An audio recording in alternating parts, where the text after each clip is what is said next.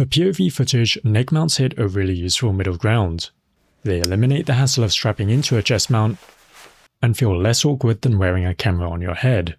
I used them extensively for product demonstrations and product reviews on this channel, as well as for recording bicycle rides outside with my Action and 360 cameras.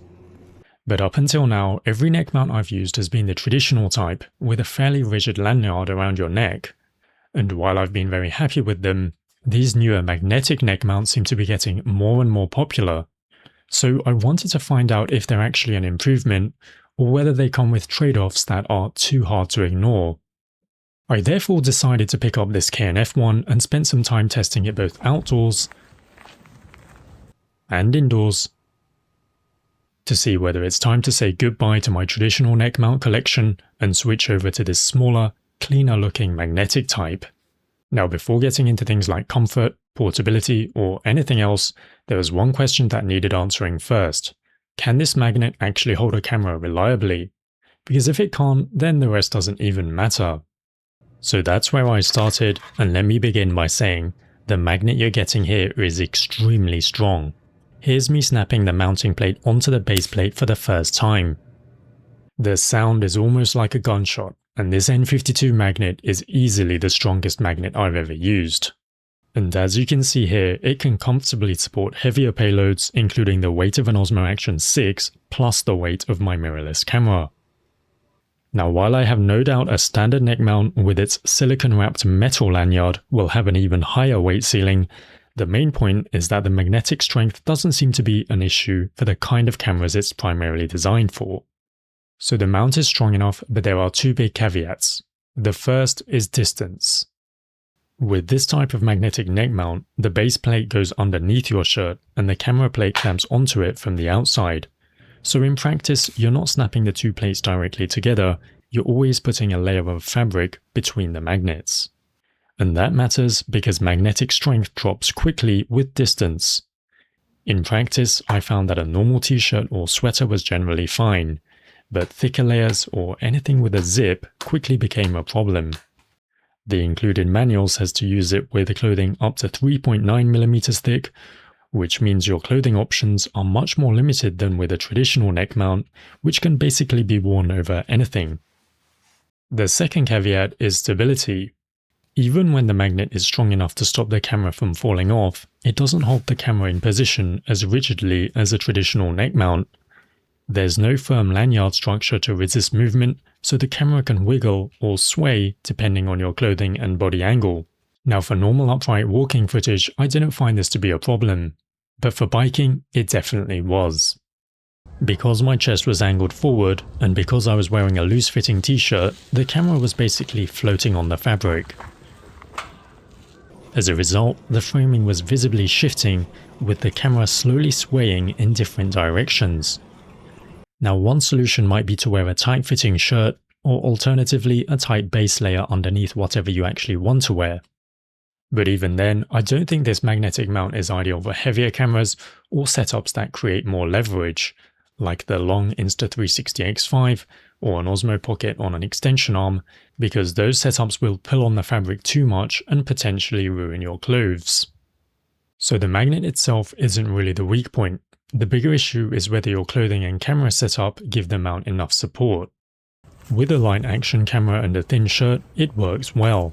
But with thicker clothing, loose fabric, biking angles, or heavier setups with more leverage, the limitations become much more obvious. So at this point, you might be thinking this accessory sounds like a waste of time. If a traditional neck mount doesn't have those clothing and stability issues, why even bother with the magnetic version at all? But what I found is that for simple walking footage with an action camera, the magnetic mount actually performed really well, and in some ways I preferred it. The footage itself is basically the same, you're still getting that same chest level POV angle, but the advantages come in other forms. The first advantage is how clean it looks when worn. When you're wearing it, the only thing that really shows is the camera itself. There's no visible lanyard wrapping around your neck, and as soon as you take the camera off, the mount is basically invisible. Now, to be fair, a standard neck mount is already fairly low profile. And if you don't want your camera pointing at people's faces when you're not filming, it's easy enough to remove the camera or just take the whole mount off. But the magnetic version is definitely still cleaner. The bigger advantage for me though is comfort.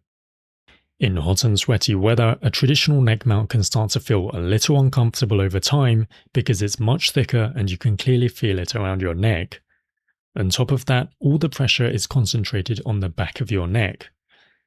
The magnetic neck mount avoids that because the camera isn't really hanging from your neck in the same way. Because the camera is clamped through your shirt, the weight is spread across your upper body and not only supported by the lanyard. In fact, you don't necessarily even need to use the neck strap at all.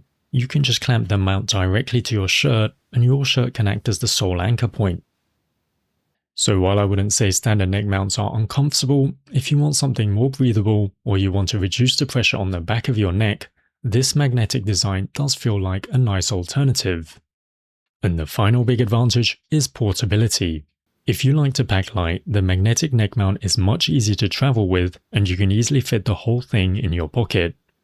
A traditional neck mount is also quite compact, but is definitely in a bigger size class.